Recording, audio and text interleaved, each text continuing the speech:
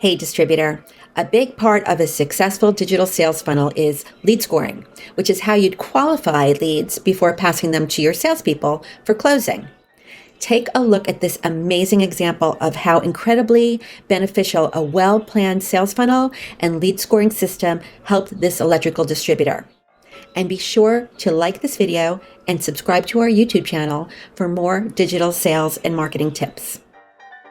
This is a very simple sales funnel, and I'm not sure if you can see my cursor, but what's happening here is a buyer is coming in from the left corner, upper left corner, and it could be, from your website, from your social, through a Google search, and he's going through the content on your website. He's reading a blog post, he's downloading a white paper. If he downloads the white paper, you get his email address. You can put him in a little bit of a campaign, and as he moves through your content, and this is part of the planning, he's moving further down the sales funnel. And at some point, he's going to hopefully sign up for a free trial. And I'm sorry, Alexa's responding over here.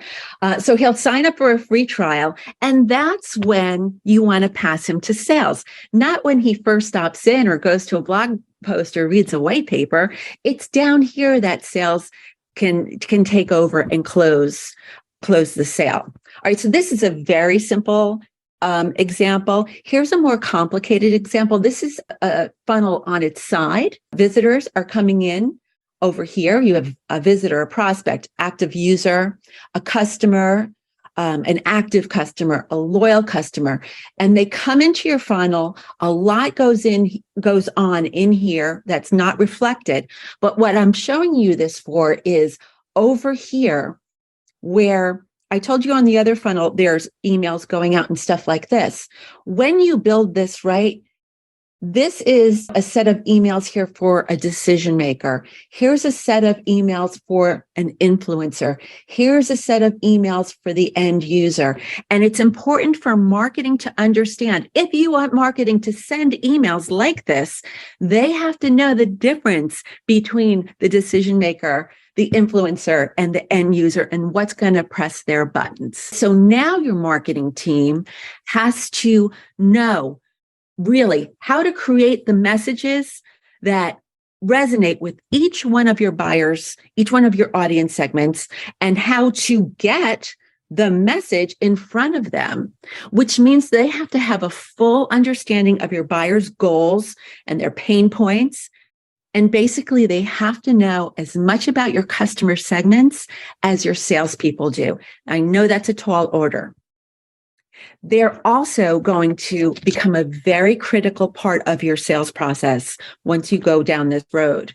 They're going to take on new technology. They're going to have a much higher level of accountability, right? Because if we're building this machine, this funnel, or a bunch of them, they have to work and they have to be monitored. And it's going to be up to marketing to make sure that they work, because it's not sales's job to watch the funnels. It's marketing's job in most companies.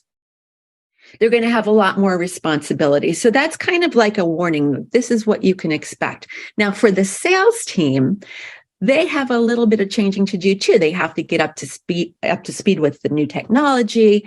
They have to participate in this process, because we have to get almost like a brain dump from the sales brains into the marketing team's brains. And that's what the digital distributor program is all about, is how are we going to do this? Because there's a lot here, but there is a way to do it. And I've really kind of pared it down into really tiny steps. The marketing team and the sales team have to get used to collaborating closely. And the paradigm shift has to come around to, if you don't have it already, that the marketing team is there to support the sales team. All right, there's no more silos. This is all about making life easier for the sales team. Let's take a look at why that is and how this works. Let's say you're an electrical distributor and you have a customer called Acme Electric, and your marketing team and sales team are working well together and decide that they want to promote your electrical safety line of products. So there's going to be a series of emails. There's going to be a page maybe on your website devoted to electrical safety products, maybe, a lead magnet, which is the kind of things that people download.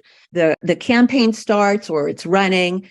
Joe's in that campaign. Maybe you have like 300, 400 commercial contractors that fit into this category that you're targeting. Joe's one of them. So you send out the email, Joe gets the email. Joe opens the email and the subject line is how to mitigate risk on the job. Do we know that Joe's interested in mitigating risk on the job? Not really, not yet. But, and this is why we do this, there's a link in the email that takes Joe to your website to read the article entitled How to Mitigate Risk on the Job. Joe reads the article, and at the end, like most articles, it says, click here to learn more. Joe clicks it, and that's a signal back to you that, oh, someone's starting to show interest in this. So Joe clicks the Learn More link, moves him to the Industrial Safety Solutions page. He spends about 15 minutes on that page reading all about these different industrial safety solutions, and each one of those solutions has its own page. So Joe's looking, and he sees the topic, safety motor control. Now, if you're an electrical distributor, you know that that is a very, or it could be, a very high-priced item. As a salesperson, you want to know who's looking at that page because you want to sell him some of that equipment. If you were a salesperson, would you pick up the phone and call Joe? Maybe, maybe not. You might get the notification and it might be between 9 and 5, but it won't be between 9 and 5. It'll probably be about 10 o'clock at night. So you can't pick up the phone and call Joe. So here's where your CRM comes in play. Meanwhile, while all this is taking place, your CRM is collecting all this information. So let's go back to Joe. He's looking at safety motor control. He's on the page. He fills out a form to download an ebook that you put together, 10 most effective ways to protect personnel from an arc flash event. Great. Now you know he's interested in an arc flash event. The ebook gets sent via email, and Joe clicks the link in the email and actually downloads and opens the book. All really good things to know. All of this, when you have it set up right, is captured in your CRM. All of this can be going on in the wee hours of the morning or late at night. The point is that the next morning, this is what lands in your mailbox. This is a notification that was planned ahead of time between marketing and sales, probably your VP of marketing and sales or some sales managers. And this is going to Joe's salesperson telling him, hey, Joe Smith from Acme Electric has been very active in this campaign. He's crossed the threshold. They have a threshold of when their lead score hits 100, we want to know. We want this notification after it crosses 100, not before. Well, he's now at 105. How did he get there? Well, he clicked on the link in the email. He spent 13 minutes on this page, and then he went over to safety motor control. He filled out the form to download the ebook, and he even clicked on the link in the ebook to read it, which most people don't. So this is a very big deal. So now this is telling the salesperson who has been sleeping for the past 8 hours that he's got some work to do. He's got to review Joe's record in MSI, that's the CRM, to see what else is Joe doing? What else is he looking at? What are the websites, emails, all of that, because all that gets captured in your CRM. Now he's got to look at that and decide, is this still a marketing qualified lead or has this become a sales qualified lead? If it's become a sales qualified lead, he needs to accept it. And per their agreement, company standard, he's got to follow up within 72 hours. Here's all his details. We're going to just pause right here and think about this. Was it clear how that lead was delivered to the salesperson while he was sleeping? If Joe is a buyer for a smart motor controller, would this be considered a valuable lead? So electrical distributors know this already.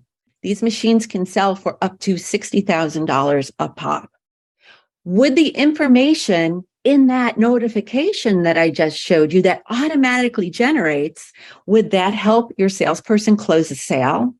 If Joe and Acme Electric were your customer, say you didn't get the notification, say that's not set up yet, but Joe's your customer, would you want to know that he's looking at that equipment and that he may be in the market to buy it? Because if he is, and he's looking at it on your site and he's not finding what he wants, he's going to find it somewhere else. So you definitely want to know that Joe's in the market for that so you can, call him. And then the fifth one is, I want you to think about this for a while. And how else would you ever get a customer to this stage in the buyer's journey so quickly? This is a very good way to capture new customers, because even though Joe is on the targeted list, someone else could wander onto your website and want information about safety motor controls and hit that, plus you're doing social media, maybe he sees your social media post and he comes in and he downloads the ebook. You have his contact information. You can ask for however much information you want. If you want his phone number, ask him for it. Don't put it on him to call you. You want to call him. So this is a great way to capture new leads. It's a great way to collect info that's going to lead to a greater customer spend, like Joe. He's going to spend another $50,000, $60,000. You can discover new, more profitable offerings if you know that the page is getting a lot of attention and your marketing automation will tell you this, then you're going to promote it even more and also increase customer retention, like Joe. Now, is this a lot of work? Yes. There's email, an article, a web page, 2 web pages, actually, a form on one of the pages where there's an ebook that needs to be written. The content on those pages need to be written. The emails need to be written. And you have to have an email to deliver the book. And you have to make sure all of that works. Is it a lot of work? Yes. How much work is a lot of work? I will tell you, to build this, what I just laid out for you, in man hours would probably cost you between $5,000 and $10,000. So is that a lot of work? Yes, but once you build it, it's built and it's not going anywhere. And then you can take it and copy it and plug a different product line in there. And I promise you that funnel will cost you about $1,000 to build. And now Joe came in, he spent $60,000. You invested $10,000 in man hours. They built something really, really valuable, and it's a pretty good return on your investment. Hey, it's Susan Merlo. If you like that video and want to learn more, call or text me. I'd love to hear about your business and show you how this would work for your sales team.